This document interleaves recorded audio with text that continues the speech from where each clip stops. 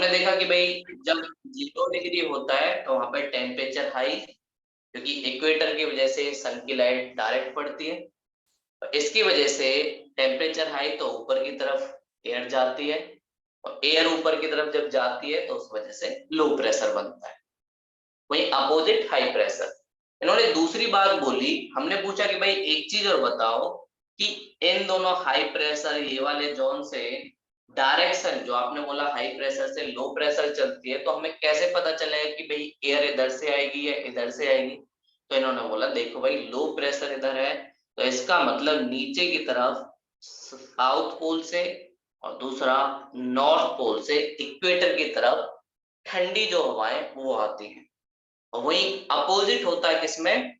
ऊपर की तरफ, क्योंकि हाई प्रेशर बना है इक्वेटर वाली लाइन पे, तो वहां से वापस की तरफ जाएंगे।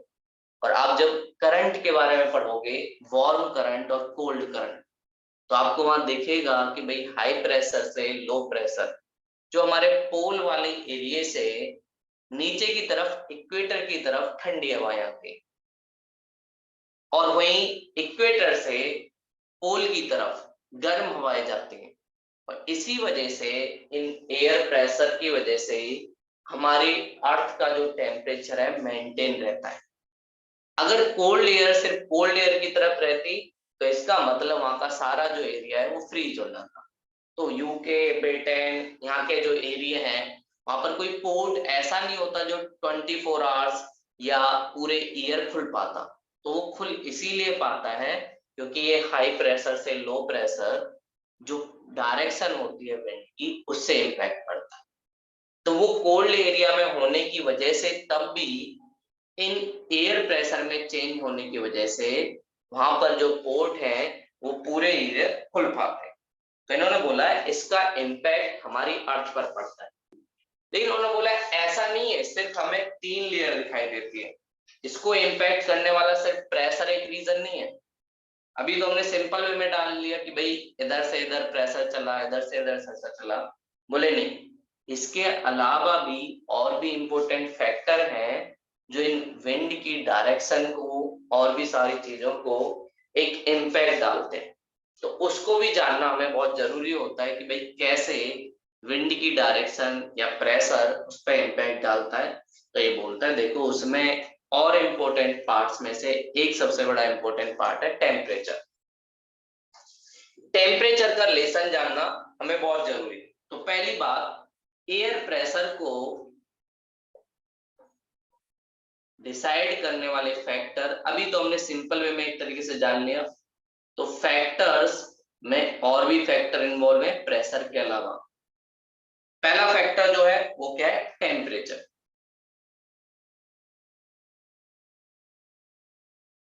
टेम्परेचर एक इंपॉर्टेंट फैक्टर। अगला क्या है? Revolution of earth. जो हमारी अर्थ रिवॉल्यूशन करती है वो भी एक तरीके से इंपैक्ट डालती है। और अगली चीज वाटर वेपर। जो हमने देखा कि भाई वाटर वेपर की वजह से ही डिसाइड होता है कि एयर का प्रेशर कैसा है, हाई है लो है। और वाटर वेपर एक ऐसी गैस है जो काफी हल्की है। तो वाटर वेपर की क्वांटिटी। तो बोले इनके अलावा, प्रेशर के अलावा, ये 3 चीजें भी मैटर करती हैं। तो सबसे पहली बात आती है भाई टेम्परेचर को हम कैसे जानेंगे, कहाँ पर टेम्परेचर कैसा होता है? तो हमने एक चीज पढ़ी थी लास्ट क्लास में, थर्मल चेंज। और थर्मल चेंज का मतलब होता है टेम्परेचर में चेंज होना। उसमें हमने 2 तरीके पढ़े थे। पहला बोला था डायबेटिक, और दूसरा हमने पढ़ा था अडायबेटिक।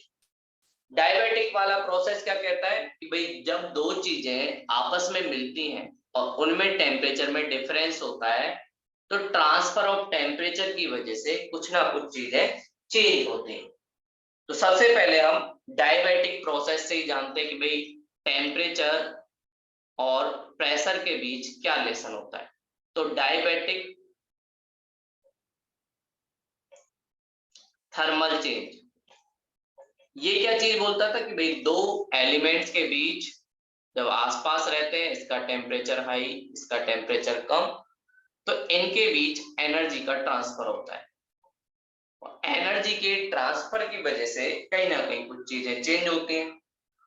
तो एक चीज बात बोलता है, पहली कंडीशन ये होती है जब तापमान ज्यादा है किसी भी चीज का, तो तापमान ज्यादा होगा तो एयर वार्म होगी, और वार्म एयर की खासियत ये काफी ज्यादा हल्की होती है, तो इसका मतलब इसका जो है एक्सपेंशन होगा, मतलब ऊपर की तरफ जाएगी। और जब ये ऊपर की तरफ जाएगी तो इसमें ज्यादातर है वाटर वेपर भी इन्वॉल्व है। वार्म एयर ऊपर की तरफ एक्सपेंशन करेगी तो कहीं ना कहीं इसका नीचे की तरफ प्रेशर कम होगा, और इसलिए लो प्रेशर। तो पहली कंडीशन इसने बताई कि डायबेटिक थर्मल चेंज में तापमान का प्रेशर के साथ कैसा रिलेशन है, इनवर्स, नेगेटिव रिलेशन है। मतलब तापमान अधिक तो प्रेशर कम, प्रेशर अधिक तो तापमान कम, दोनों का एक दूसरे से अपोजिट रिलेशन।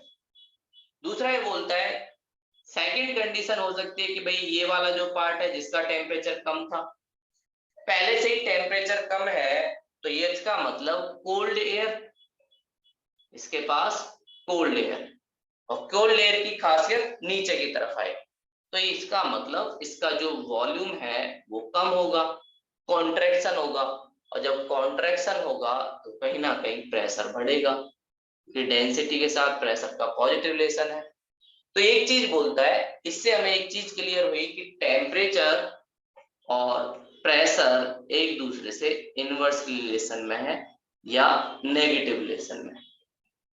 तो डायबेटिक चेंज ने, और ये सारी चीजें हम पहले भी देख रहे थे जब हमने देखा इक्वेटर से ऊपर की तरफ एयर चल रही है या नॉर्थ पोल से या साउथ पोल से एयर चल रही है, तो उससे क्या क्या इम्पैक्ट होता है। तो एक तरीके से इनवर्स रिलेशन होता है, ये सारी चीजें हमें किसने बताई, डायबेटिक थर्मल चेंज। अगली जो कंडीशन होती है वो होती है अडायबेटिक, जो बात क्या करता है, एक्सपेंशन होगा और कॉन्ट्रैक्शन होगा, एनर्जी ट्रांसफर नहीं होगी दो पार्टिकल्स के बीच, कॉन्ट्रैक्शन और एक्सपेंशन की वजह से एनर्जी में चेंज आएगा, टेम्परेचर अगर एक्सपेंशन हुआ तो ऑब्वियस सी बात है भाई एनर्जी कहीं ना कहीं डिवाइड हो गई और अलग अलग पार्ट्स में वो बट गई, तो इसका मतलब टेम्परेचर कम हो जाएगा, और जब कॉन्ट्रैक्शन हुआ तो एनर्जी साथ में आ गई, और इसीलिए हमें दिखता भी है स्टीम में जो है बहुत ज्यादा हीट होती है, और उसका रीजन कॉन्ट्रैक्शन होना, सारी चीजें कॉन्ट्रैक्ट हो जाती हैं। तो अगला फैक्टर हम देखेंगे अडायबेटिक की वजह से टेम्परेचर और प्रेशर के बीच रिलेशन क्या होता है। तो अडायबेटिक में दोनों चीजें हमें दिखेंगी, पहले हम देखेंगे कि भाई एक्सपेंशन जब होगा तब क्या होगा, और दूसरा कॉन्ट्रैक्शन जब होगा तब क्या होगा। एक्सपेंशन में हमें पता है कि भाई जब एक्सपेंशन होता है तो भैया चीजें जो है वॉल्यूम जो है वो बढ़ेगा, एरिया फैलेगा। मान लो पहले इधर वाली साइड था, एक्सपेंशन होने की वजह से ये एक्स वाला पार्ट, ये x1, तो ये वाले एरिया में हम लोग पहुंच गए। तो जैसे ही एक्सपेंशन हुआ इसका मतलब इसका वॉल्यूम बढ़ा, और वॉल्यूम जैसे ही बढ़ेगा तो कहीं ना कहीं प्रेशर भी क्या होगा, कम होगा, क्योंकि एरिया ज्यादा हो गया, एरिया ज्यादा तो प्रेशर कम, क्योंकि एक ही जगह पे प्रेशर नहीं लग रहा है। और वही टेम्परेचर क्या होगा, जब वॉल्यूम ज्यादा बढ़ेगा तो इसका मतलब दूर दूर बहुत सारी चीजें होंगी, तो कहीं ना कहीं यहाँ पे क्या हो गया, कोल्ड एयर हमें दिखाई दी। कोल्ड एयर अगर दिखाई दी तो मतलब टेम्परेचर भी कम। तो यहाँ पे तो बिल्कुल उल्टा दिखा रहा है जैसा हमने डायबेटिक में देखा। डायबेटिक बोल रहा था कि तापमान और प्रेशर का इनवर्स रिलेशन होता है, लेकिन इसमें तो दोनों क्या दिखा रहे हैं, पॉजिटिव दिखा रहे हैं। इधर प्रेशर कम हुआ वॉल्यूम की वजह से, बढ़ने की वजह से, और इधर टेम्परेचर कम हुआ क्योंकि कोल्ड एयर आई, एक्सपेंशन होगा तो भाई टेम्परेचर तो कम हो गई। तो इसका हम दूसरा पार्ट देखते हैं कि भाई ये क्या करता है, कॉन्ट्रैक्शन जब भी होगा तो भाई वॉल्यूम जो है वो कम होगा, और वॉल्यूम कम तो इसका मतलब प्रेशर ज्यादा। और अगली चीज, जब ये कॉन्ट्रैक्शन और ज्यादा होगा तो वार्म एयर होगी, और वार्म एयर होगी तो टेम्परेचर भी बढ़ेगा। तो इसका मतलब हमें एक चीज पता चलती है, अडायबेटिक की जो सिचुएशन है वो कहीं ना कहीं हमें क्लियर नहीं बताती कि प्रेशर और टेम्परेचर का रिलेशन क्या है, लेकिन डायबिटिक वाली सिचुएशन हमें क्लियर बताती है। तो इसलिए हम अडायबिटिक थर्मल चेंज को एक तरीके से एक्सेप्ट नहीं करते जब हम टेम्परेचर और प्रेशर के कंपैरिजन की बात करते हैं, और हम लोग डायबिटिक वाली सिचुएशन को ज्यादा एक्सेप्ट करते हैं। तो ये ज्यादा साइंटिफिक वे में राइट होती है, और ये थोड़ी सी गड़बड़ हो जाती है, इसमें थोड़ा दिक्कत होता है, क्योंकि ये दोनों के साथ एक पॉजिटिव रिलेशन दिखाती है, जो कि डायबिटिक बिल्कुल गलत बोलता है, बोला ऐसा नहीं होता। और हमने भी देखा जब हम पढ़ रहे थे कि भाई टेम्परेचर हाई है तो वहां पे लो प्रेशर बन रहा था, ना कि हाई प्रेशर। और अगर ऐसा होता टेम्परेचर भी हाई वो हाई, तो उसने बोला था विंड की डायरेक्शन भी हाई प्रेशर से लो प्रेशर, तो विंड को तो ये चलने ही नहीं देगा। तो ऐसे तो बहुत सारी प्रॉब्लम क्रिएट हो जाएगी। तो हमें एक कंक्लूजन बस मानना पड़ेगा कि भैया सबसे पहली बात, टेम्परेचर का प्रेशर के साथ इनवर्स रिलेशन होता है, और किससे हमें पता चला, डायबिटिक थर्मल चेंज की वजह से। लेकिन अडायबिटिक इस चीज को क्लियर नहीं कर पाता है, तो वो बिल्कुल अपोजिट बोलता है, जो कहीं ना कहीं रॉन्ग होता है, क्योंकि इक्वेटर से और वहां की सिचुएशन से हमें पता चलता है कि ये सारी चीजें रॉन्ग है, सही नहीं है। अगला जो हमारी अर्थ का रिवॉल्यूशन होता है और साथ में रोटेशन जो होता है, उससे क्या फर्क पड़ता है। पहले हम रोटेशन के बेस पे ही देखते हैं कि रोटेशन के बेस पे अर्थ पे क्या फर्क पड़ता है। तो ये बोलता है कि भाई हमारी अर्थ हमारे एक्सिस पे घूमती है, ये हम सबको पता है। तो अर्थ जब भी एक्सिस पे घूमेगी तो उसकी वजह से भी कुछ जोन बनेंगे। सबसे पहले जो हमारा इक्वेटर है, दूसरा ये वाला 90 डिग्री पोल, और ये वाला 90 डिग्री साउथ वाला पोल, ये पोल हमारी अर्थ पे बनते हैं। हमें यहाँ पे देखा था कि भाई इधर वाली साइड टेम्परेचर ज्यादा है क्योंकि इक्वेटर है, सन की लाइट काफी ज्यादा पड़ती है, और ऊपर की तरफ हम जाएंगे तो टेम्परेचर कम होगा, इधर भी टेम्परेचर कम होगा। तो इन दोनों में ये सारी चीजें दिखती है। अगर ऐसा होता तो सिंपल होता कि इधर हाई प्रेशर, इधर भी हाई प्रेशर, ये हमने देखा। जहाँ पे टेम्परेचर कम होता है, टेम्परेचर का प्रेशर के साथ इनवर्स रिलेशन, डायबिटिक ने हमें बताया। यहाँ पे टेम्परेचर ज्यादा तो लो प्रेशर, और विंड की डायरेक्शन कैसी, हाई प्रेशर से लो प्रेशर, तो इसकी तरफ जो विंड है वो चलती है आराम से, कोई दिक्कत ही नहीं होती, तो प्रेशर ग्रेडियंट फोर्स ऐसा ही होता। लेकिन हमारी अर्थ रोटेट करती है, घूमती है, दोनों चीज पे, अपने एक्सिस पे भी और सन के चारों ओर। तो उसकी वजह से टेम्परेचर शिफ्ट होता रहता है, कई बार ट्रॉपिक ऑफ कैंसर की तरफ, कई बार ट्रॉपिक ऑफ कैप्रिकॉर्न की तरफ। ये सारी चीजें भी इम्पैक्ट डालती हैं। तो हम सिंपल वे में ये नहीं कह सकते कि भाई यहाँ पे ये होगा, यहाँ पे ये होगा। उसकी वजह से कुछ और चीजें भी हैं जो हमारी अर्थ पे दिखाई देती है। तो ये तो हमने एक आइडियल नॉर्मल सिचुएशन देखी, लेकिन ऐसा होता नहीं। हमारी अर्थ पर रोटेशन और रिवॉल्यूशन की वजह से कुछ चेंज होते हैं। तो इधर वाला साइड और इधर वाला साइड और ये वाला साइड, यहाँ भी टेम्परेचर पे डिफरेंस होता है। सबसे पहले हमें 0 डिग्री का पता है, लो प्रेशर, उसका रीजन टेम्परेचर हाई। अगला हम ऊपर वाले साइड जब हम 30 डिग्री नॉर्थ में जाते हैं, तो 30 डिग्री नॉर्थ जैसे जैसे आप ऊपर ऊपर जाओगे तो आपको पता है भाई टेम्परेचर कम होता है, तो इसलिए यहाँ पे हाई प्रेशर। इधर भी टेम्परेचर कम होगा, इसलिए यहाँ पे भी high pressure as compare to equator.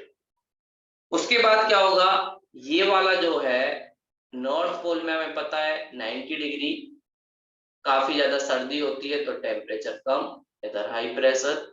इधर भी टेम्परेचर कम, तो इधर भी हाई प्रेशर। तो ये 30 डिग्री नॉर्थ में हाई प्रेशर। अगला हमारा 60 डिग्री के आसपास क्या होता है, उसकी हमें बात करें तो 60 डिग्री के आसपास जो चीजें होंगी, ऊपर से हाई प्रेशर वाली आ रही है, इधर से भी हाई प्रेशर वाली है, लेकिन इस वाली का temperature as compare to 90 degree ज्यादा है। तो जब ये दोनों विंड आपस में टकराएंगी, इधर से भी आई, इधर से भी टकराई, इन दोनों के हाई प्रेशर वाली विंड लो प्रेशर पे टकराएंगी, हमें भी पता है। तो इसका मतलब इसका टेम्परेचर एज कंपेयर टू इन दोनों की वजह से ज्यादा है। और ये सब किसकी वजह से होता है? अर्थ के रोटेशन की वजह से। और इसीलिए 60 डिग्री नॉर्थ पर हमें लो प्रेशर। अगर हम सिंपल वे में देख रहे थे, जब अर्थ का रोटेशन नहीं हो रहा है ना रिवॉल्यूशन, तो हमें दो ही बेल्ट दिख रहे थे, एक नॉर्थ पोल में एक साउथ में। लेकिन अब देखो, पहला जोन ये, फर्स्ट, दूसरा ये, और तीन, मतलब एक ही पोल की साइड नॉर्दर्न हेमिस्फीयर में हमें तीन दिखते हैं, तो यहाँ पे भी तीन। तो बिल्कुल 6 बेल्ट एक तरीके से हमारे बन के आ गए। तो इसका मतलब सिर्फ टेम्परेचर और सिर्फ प्रेशर ये चीजें डिसाइड होते तो दो ही बनते, लेकिन अर्थ का रोटेशन भी इन चीजों को कहीं ना कहीं इम्पैक्ट पड़ता है, और इसलिए हमारे अर्थ पर कई प्रेशर बेल्ट हमें दिखाई देते हैं और हम लोग देखते भी हैं। जब साइक्लोन आता है तो उसमें भी हमें चीजें दिखाई देती हैं, भाई साइक्लोन आता और साइक्लोन को टेम्परेचर ज्यादा चाहिए, तो वो सिर्फ इसकी तरफ ही आ जाता ना जहां पर टेम्परेचर ज्यादा है। लेकिन हम देखते हैं कई बार इक्वेटर से भी ऊपर की तरफ जहां पर चीजें थोड़ी चेंज होती हैं, वहां पर साइक्लोन का इम्पैक्ट पड़ता है। और इसी से जुड़ी हुई एक और बात हम जानेंगे, कोरियोलिस फोर्स। तो भाई कोरियोलिस फोर्स का क्या फर्क पड़ता है? कोरियोलिस फोर्स क्या है? एक ऐसा फोर्स है, आपने कभी भी टू व्हीलर जब यूज किया होगा, कभी साइकिल चलाई होगी या कभी भी आपने स्कूटी चलाई होगी, तो आपने एक चीज देखा होगा, जब भी हम उतरते हैं तो थोड़ा सा झुक जाते हैं, और उसका रीजन होता है कोरियोलिस फोर्स। ये फोर्स हमें एक तरीके से प्रेशर डालता है कि हम थोड़ा झुके। और अगर हम सीधा उतरने की कोशिश करेंगे तो हो सकता है आपका स्कूटी तो जाए, साथ में आपको ही चोट लगे। तो कोरियोलिस फोर्स हमें थोड़ा सा झुकाने की कोशिश करता है, और उसका रीजन है कि ये एक प्रेशर डालता है हर चीज पर, और फ्रैक्शन की वजह से ये सारी चीजें क्रिएट भी होती हैं। तो कोरियोलिस फोर्स विंड की स्पीड में इंपैक्ट नहीं डालता, लेकिन इसका इंपैक्ट पड़ता है हमारे एक्टिविटी पर। और इस कोरियोलिस फोर्स का साइन थीटा के साथ आपने बचपन में पढ़ा होगा, पॉजिटिव रिलेशन होता है। तो साइन थीटा हमें पता है जीरो पे कितना होता है, जीरो। इसका मतलब इक्वेटर पर जो कोरियोलिस फोर्स होगा वो जीरो, तो इसका इंपैक्ट नहीं पड़ेगा। लेकिन 90 डिग्री में वन, मतलब सबसे हाई है। तो जैसे जैसे आप इक्वेटर से ऊपर जाओगे, तो कोरियोलिस फोर्स ही वो फोर्स है जो हमें एक साइक्लिक कंडीशन प्रोवाइड करता है। तो अगर कोरियोलिस फोर्स नहीं होता तो विंड जो चलती वो ऐसे ही चलती सीधी, प्रेशर ग्रेडियंट फोर्स की वजह से ऐसे हाई से लो। लेकिन कोरियोलिस फोर्स की वजह से ये नॉर्दर्न हेमिस्फीयर में कैसे हो जाती है, क्लॉकवाइज ऐसे, और साउदर्न हेमिस्फीयर में कैसे हो जाती है, एंटी क्लॉकवाइज ऐसे इवेंट चल, ऐसे इधर एंटी क्लॉकवाइज, इधर वाली साइड क्लॉकवाइज, ऐसे ही इवेंट हमारी चलने लग जाती। तो ये सारी चीजें किसकी वजह से पड़ी, कोरियोलिस फोर्स की वजह से। तो कोरियोलिस फोर्स हमारी विंड को सीधा नहीं चलने देता है, एक साइक्लिक चलने जाता है। इसी वजह से जब हम व्हीकल यूज करते हैं, खासकर टू व्हीकल यूज करते हैं, तो उस टाइम हम लोग देखते हैं कि हम लोगों को भी थोड़ा झुकना पड़ता है। अगर हम नॉर्दर्न हेमिस्फीयर में थोड़ा क्लॉकवाइज डायरेक्शन में झुकेंगे, और अगर हम साउदर्न हेमिस्फीयर में थोड़ा एंटी क्लॉकवाइज डायरेक्शन में। तो ये कुछ चीजें होती हैं जो हमारे प्रेशर पर एक तरीके से इम्पैक्ट डालती हैं, और हमारी अर्थ के रोटेशन की वजह से ही 60 डिग्री नॉर्थ में ये सारी चीजें, या 30 डिग्री नॉर्थ वाला जो पार्ट है, यहाँ पर भी कहीं ना कहीं चीजें चेंज होती हैं। ठीक है, तो आपको ये समझ आया होगा। और यहाँ पे क्या होता है, कन्वर्जेंस, 60 डिग्री पर इधर से आने वाली और इधर से आने वाली दोनों चीजें आपस में कन्वर्ज करती है, और कन्वर्ज होने की वजह से इनके बीच फ्रंट बनता है, और फ्रंट बनने की वजह से यहाँ पर एक चेंज आता है। और इसके अपोजिट हम देखेंगे। अब हम इसको थोड़ा सा और ओपन कर दें, तो भाई ऊपर क्या बनेगा, नीचे क्या बनेगा, ये सारी चीजें हमें इतना तो पता चल गया कि इतने सारे बेल्ट है। किस किस चीज से वजह, प्रेशर से भी पता चला, टेम्परेचर से भी पता चला, साथ में उसमें कॉरियोलिस फोर्स भी है, अर्थ का रोटेशन भी है, ये सारी चीजें हैं। लेकिन अब हमें देखना है कि भाई नीचे क्या बना और ऊपर की तरफ क्या बना हमारे एटमॉस्फेयर में। सबसे पहली बात, 0 डिग्री वाला अब आपको थोड़ा बहुत पता भी चल गया होगा। 0 डिग्री इक्वेटर के पास टेम्परेचर हाई, टेम्परेचर हाई तो विंड ऊपर की तरफ क्लेम करेगी, तो टेम्परेचर का प्रेशर के साथ इनवर्स रिलेशन, लो प्रेशर ऊपर की तरफ गया तो हाई प्रेशर, क्योंकि यहाँ पर टेम्परेचर कम और डेंसिटी ज्यादा। वही 90 डिग्री एयर नीचे की तरफ, एयर जब नीचे की तरफ आएगी तो यहाँ पे टेम्परेचर कम, हाई प्रेशर क्योंकि डेंसिटी ज्यादा। ऐसा ही इसके अपोजिट में भी होगा, 90 डिग्री साउथ में भी नीचे की तरफ एयर आएंगे। अगला 30 डिग्री, 30 डिग्री में एयर के रोटेशन की वजह से, एयर जब रोटेट करेगी तो उसकी वजह से विंड जो है वो क्या करती है, नीचे की तरफ एक तरह से आती है। रोटेशन की वजह से इनको फोर्स किया जाता है कि आप लोग नीचे आओ, और यहाँ पर भी ये सारी चीजें होंगी, तो टेम्परेचर कम, हाई डेंसिटी तो हाई प्रेशर। ऐसा ही 30 डिग्री साउथ में भी होगा। तो ये किसकी वजह से हो रहा है, रोटेशन ऑफ अर्थ, हमारी अर्थ के रोटेशन की वजह से। या एक और चीज आप कह सकते हो, जैसे आपने कभी दही या छाछ, दूध, जो रई एक होती है वो हम यूज करते हैं, जिसे हम कहते हैं कि भाई एक तरीके से सेंट्रीफ्यूगल फोर्स। इसी की वजह से जो हमारी वॉशिंग मशीन है वो भी काम करती है कि ऐसे एक तरीके से मथती है हमारे कपड़ों को। तो ये सारी चीजें हमारी अर्थ पे भी होती है। तो 30 डिग्री यहाँ पर भी नीचे की तरफ आने की वजह से, एयरबोर्न होने की वजह से हाई प्रेशर, और ऊपर की तरफ लो प्रेशर, इधर भी लो प्रेशर, इधर भी लो प्रेशर, इधर भी लो प्रेशर। अगला हमारा जो 30 डिग्री है, यहाँ पे क्या होगा, यहाँ से ये हवा आएगी, इधर से ये हवा आएगी। इस हवा का जो टेम्परेचर है वो हम मान लेते हैं 30, इस हवा का टेम्परेचर है 10। दोनों में टेम्परेचर डिफरेंस की वजह से चीजें क्रिएट होंगी। जब ये हवाएं एक दूसरे से टकराएंगी तो ऊपर की तरफ वार्म हवा जाएगी, वार्म हवा जब ऊपर की तरफ जाएगी तो टेम्परेचर हाई, लो प्रेशर बनेगा इधर, और ऊपर की तरफ हाई प्रेशर। ऐसा ही यहाँ पर लो प्रेशर, इधर हाई, इधर लो प्रेशर, दोनों आपस में टकराई, इस वजह से टेम्परेचर में चेंज होने की वजह से ऐसा है।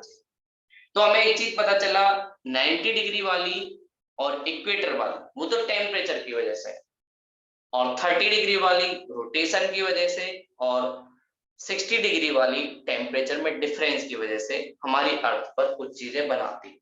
और फिर उसके बाद हमें डायरेक्शन निकालनी है, तो हाई प्रेशर से लो, इधर वाला भी क्या है, हाई प्रेशर से लो, ऐसे जाएगा, हाई से लो, विंड की डायरेक्शन हाई से लो, हाई से लो, हाई से लो। तो कैसे हमारी विंड चलेंगी ये भी हम पता कर सकते हैं। इधर लो है, हाई से लो, इधर लो है, हाई से लो, और इधर से भी हाई से लो, ऐसे इधर हाई से लो, हाई से लो, हाई से। तो ऐसे हम विंड की जो डायरेक्शन है उनको एक तरीके से देख सकते हैं। तो ये हमारे अर्थ का एक तरीके से जोन है जो प्रेशर बेल्ट के रूप में चलते हैं। और फिर बाद में इनके बीच क्या होता है, जो कॉरियोलिस फोर्स है वो एक तरीके से सर्कुलेशन पैदा कर देगा, तो वो नॉर्दर्न हेमिस्फीयर में क्लॉकवाइज चला देगा, इधर ऐसे, इस वाले एरिया को भी कैसे, हाई प्रेशर से लो ऐसे चलेगी, क्लॉकवाइज डायरेक्शन के लिए थोड़ा ऐसे कर देगा, तो ऐसे सर्कुलेशन हमारा पूरा बन जाए। तो इससे हमारी अर्थ पर बहुत सारे बेल्ट बनते हैं। पहला बेल्ट ये हो गया, दूसरा बेल्ट ये हो गया, तीसरा ये हो गया। और जिस जिस पर्सन ने इन बेल्ट के बारे में हमें बताया, अलग अलग पर्सन ने बताया, उनके नाम पर इन बेल्ट का नाम हो गया। तो पहले वाले जो बेल्ट को बताया वो हेडले थे, तो इसलिए इनको हम कहते हैं हेडले सेल। कि भैया हेडले जी ने बताया कैसे हमारी अर्थ पर चीजें चलती हैं। तो इधर वाला भी Hadlee cell.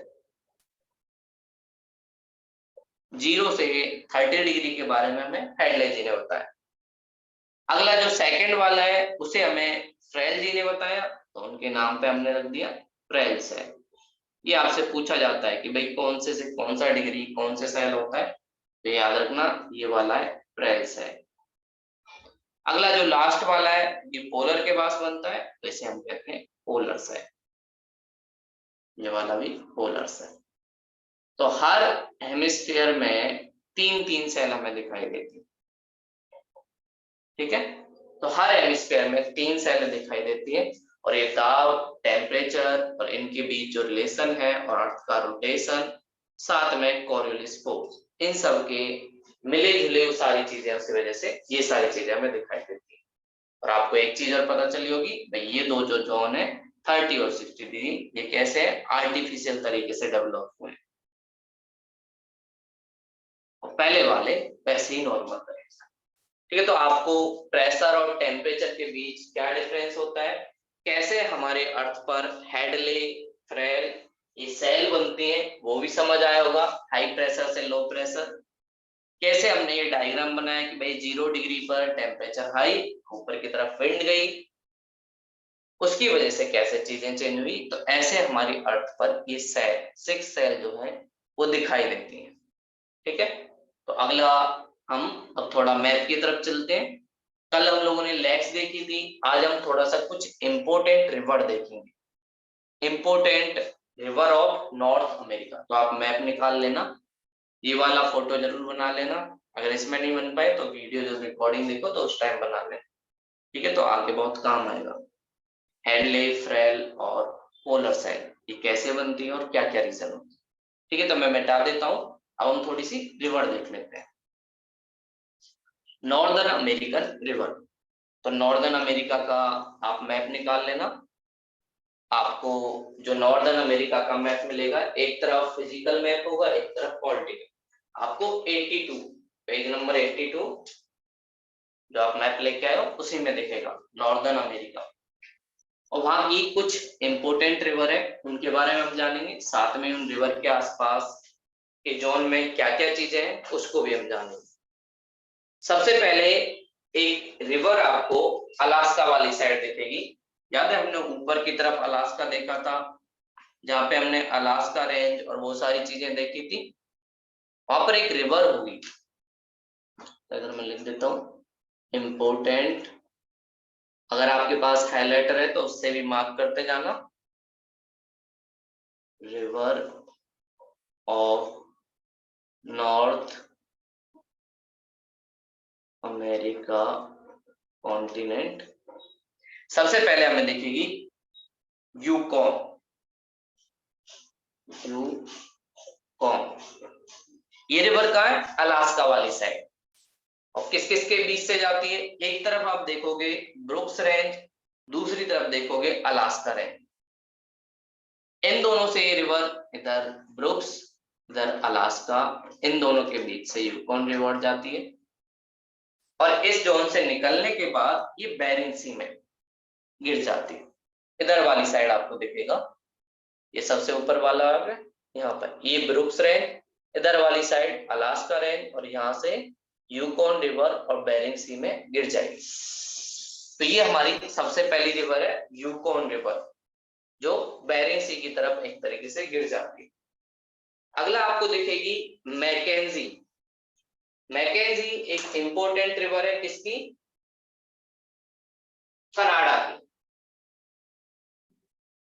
McKenzie river Canada, और मैकेंजी रिवर वाला जो जोन है वो कनाडा के लिए एग्रीकल्चर के लिए काफी ज्यादा फेमस है, और यहाँ पर ये लोग बहुत सारी एग्रीकल्चर की जो चीजें हैं वो भी करते रहते हैं। तो मैकेंजी रिवर, और हमने कल याद होगा आपको एक लेक देखी थी, lake great slave. Lake great slave से ही मैकेंजी रिवर निकलती है, और वहां से निकलने के बाद पास में ही आपको दिखेगा ब्यूफर्ड सी, जो अलास्का यूएसए के पार्ट है वहां पर, उधर की तरफ आपको ब्यूफर्ड सी दिखेगा।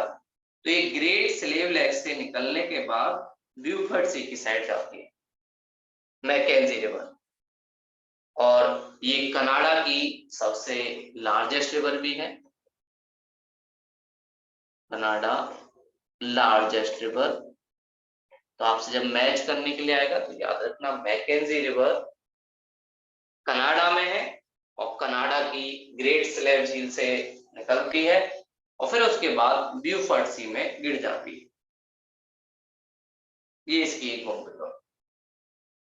अगला आप देखोगे आपको दिखेगा नेल्सन रिवर, और कनाडा में ही आपको नेल्सन रिवर मिलेगी, और इधर साइड में एक हडसन बे होगा। बे का मतलब होता है कोई भी ऐसी चीज जो 3 साइड से वाटर से घिरी हो। तो हडसन बे वो आपको दिखेगी, और हडसन बे में एक तो नेल्सन है और एक अपने आप में हडसन रिवर भी है। अगर नहीं दिख रही हो तो वहां पे लिख लेना। 2 रिवर जो है वो हडसन बे में गिरती है, एक है नेल्सन और दूसरी कौन सी है, हडसन, अपने आप में उसका नाम है। तो ये दोनों रिवर इसमें जाके गिर जाती है, इसमें हडसन बे में।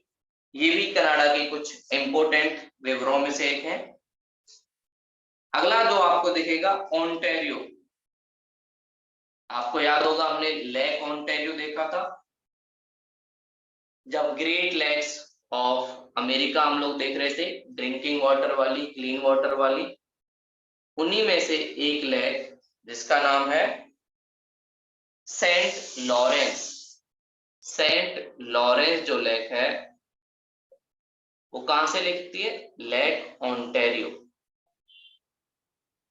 लेक ओंटारियो जो सबसे लास्ट वाली थी, हमने देखा था Lake Superior, Lake Michigan, Lake Huron, Lake Erie, और सबसे लास्ट में आपको देखेगा लेक ओंटारियो जो कनाडा और यूएसए के बॉर्डर पे है। तो यहां से सेंट लॉरेंस वाली जो रिवर है वो निकलती है, और मॉन्ट्रियल आप देखेंगे वहीं पर सेंट लॉरेंस रिवर जब निकलती है तो वहीं पर एक शहर है जिसका नाम है मॉन्ट्रियल, और आपने नाम सुना होगा मॉन्ट्रियल प्रोटोकॉल। ये जो है कनाडा का एक फेमस शहर है, और इसी में एक मॉन्ट्रियल प्रोटोकॉल हुआ था। मॉन्ट्रियल प्रोटोकॉल में क्या हुआ था, आपने ओजोन लेयर जिसको हम O3 भी कहते हैं, हुआ क्या, जब इंडस्ट्रियल रिवॉल्यूशन हुआ तो उसके बाद कुछ टाइम बाद 1980 में हमें पता चला कि ओजोन लेयर का डिप्लीशन हो रहा है। ओजोन लेयर क्या है, हमारी अर्थ में स्ट्रेटोस्फीयर जो है वहां से पाई जाती है, और ये लेयर एक तरीके से कंबल की तरह हमारे देश जो अर्थ है उसके लिए काम करती है। और ये क्या करती है, अल्ट्रावायलेट जो रेज होती है उनको वापस कर देती है और विजिबल रेज को हमारी अर्थ की तरफ लाती है। ये अल्ट्रावायलेट रेज अगर हमारे ऊपर आएंगी तो हमारी बॉडी पर बहुत ज्यादा इम्पैक्ट पड़ेगा, साथ में आसपास जो प्लांट है उन पे भी इम्पैक्ट पड़ेगा, और एनिमल पे भी इम्पैक्ट पड़ेगा। ये हमारे लिए बहुत ज्यादा खतरनाक होती है। लेकिन हम लोगों को विटामिन डी के लिए विजिबल रेज भी चाहिए, तो ये विजिबल रेज के लिए तो ट्रांसपेरेंट होती है और अल्ट्रावायलेट रेज के लिए नॉन ट्रांसपेरेंट, उनको वापस कर देती है जिससे हमारी अर्थ बची रहती है। लेकिन धीरे धीरे इस ओजोन लेयर का डिप्लीशन हो रहा था। 90% जो ओजोन लेयर है वो कहाँ मिलती है, स्ट्रेटोस्फीयर में। अगर ये स्ट्रेटोस्फीयर में तो अच्छी चीज है, अगर नीचे मिली ट्रोपोस्फीयर में तो ये बेकार चीज है, हमारे लिए सांस लेना थोड़ा मुश्किल हो जाता है, इससे जलन भी पैदा होती है, आंखों में जलन होना स्टार्ट हो जाता है अगर ओजोन लेयर नीचे की तरफ आ गई। लेकिन ऊपर ये बहुत अच्छी चीज है।